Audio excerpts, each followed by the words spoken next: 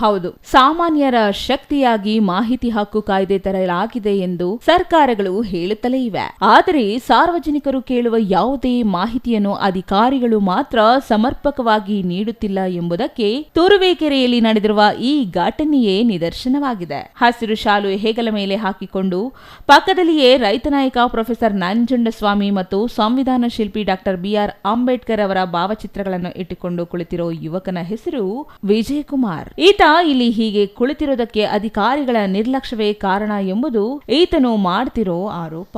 ಈ ಯುವಕ ತುಮಕೂರು ಜಿಲ್ಲೆಯ ತುರುವೇಕೆರೆ ತಾಲೂಕು ಪಂಚಾಯಿತಿ ಕಚೇರಿಯ ಈ ಆಡಳಿತದ ಬಗ್ಗೆ ಮಾಹಿತಿ ನೀಡುವಂತೆ ಮಾಹಿತಿ ಹಕ್ಕು ಕಾಯ್ದೆಯಡಿ ಕೇಳಿದ್ದರಂತೆ.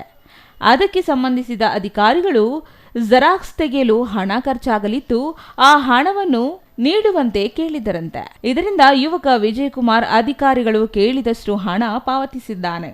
ಆದರೂ ಅಧಿಕಾರಿಗಳು ಮಾತ್ರ ಯುವಕ ಕೇಳಿದ ಮಾಹಿತಿ ನೀಡದೆ ಸತಾಯಿಸುತ್ತಿದ್ದಾರಂತೆ. ಇದರಿಂದ ರೋಸಿ ಹೋದ ಯುವಕ ಮಾಹಿತಿ ನೀಡುವವರೆಗೂ ಉಪವಾಸ ಕೂರುವುದಾಗಿ ಹೇಳಿ ತುರುವೇಕೆರೆ ತಾಲೂಕು ಪಂಚಾಯಿತಿ ಮುಂದೆ ಉಪವಾಸ ಸತ್ಯಾಗ್ರಹ ಕುಳಿತಿದ್ದಾರೆ. ವಿಜಯಕುಮಾರ್ ಮಾಹಿತಿ ಹಕ್ಕು ಅಧಿನಿಯಮ ಅರ್ಜಿಗೆ 50 ಪುಟಗಳು ಜೆರಾಕ್ಸ್ ತೆಗೆಯಬೇಕಿದ್ದು ಅದಕ್ಕೆ ತಗುಲುವ ವೆಚ್ಚ ಪ್ರತಿ ಪುಟಕ್ಕೆ ₹2ಅಂತೆ 100 ಪಾವತಿಸಲು ಸಂಬಂಧಿಸಿದ ಅಧಿಕಾರಿಗಳು ಹೇಳಿದ್ದು ಅದರಂತೆ ಯುವಕ ಹಣ ಸಂದಾಯ ಮಾಡಿದ್ದಾನೆ.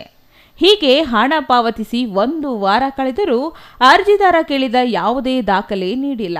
ಇದರಿಂದ ತಾಲೂಕು ಕಚೇರಿಗೆ ಸಂಬಂಧಿಸಿದ ಸಿಬ್ಬಂದಿಯನ್ನು ವಿಚಾರಿಸಿದರೆ ಒಬ್ಬರ ಮೇಲೆ ಮತ್ತೊಬ್ಬರು ನೆಪ ಹೇಳಿಕೊಂಡು ಜಾರಿಕೊಳ್ಳುತ್ತಿದ್ದಾರಂತೆ.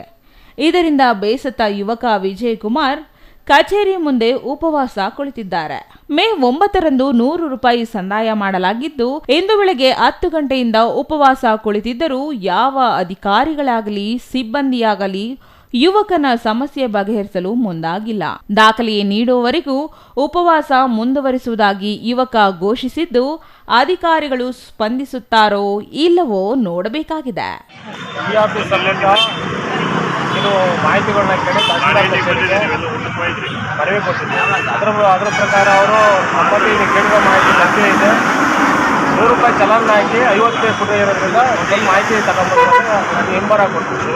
ಆ ಹಿಂಬರದ ಪ್ರಕಾರ ನಾನು ಹೋಗಿ ₹100 ಚಲನ್ ಹಾಕಿ ತಾಲೂಕು ಕಚೇರಿಗೆ ಹೋಗಿ ಅಲ್ಲಿ ತಹಸೀಲ್ದಾರ್ ಸೈನ್ ಆಗಬೇಕು ಮತ್ತು ಕೇಸರ್ಕರ್ ಇಲ್ಲ.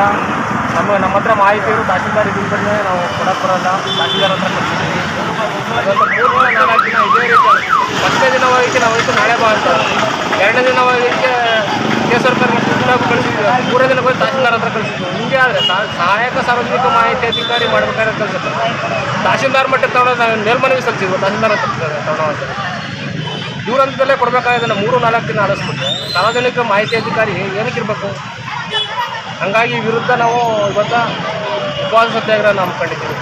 ತಹಸೀಲ್ದಾರ್ ಗಮನಕ್ಕೆ ಬಂದಿರ್ಬೋದು. ತಹಸೀಲ್ದಾರ್ ಬಂದು ಸ್ಥಳದಲ್ಲಿ ಏನು ನೀವು ಕುಂತಿದೆಯಪ್ಪ ಏನು ಅಂತ ಕೇಳ್ತಾರೆ. ಅದಕ್ಕೆ ಬಂದ ತಹಸೀಲ್ದಾರ್ ಅವ್ರ ಹತ್ರ ನೇರವಾಗಿ ಮಾತಾಡಿ ಆ ಸಮಸ್ಯೆನ ಬಗೆಹರಿಸಬೇಕು ಅಂತ ಬಯಸ್ತಾರೆ.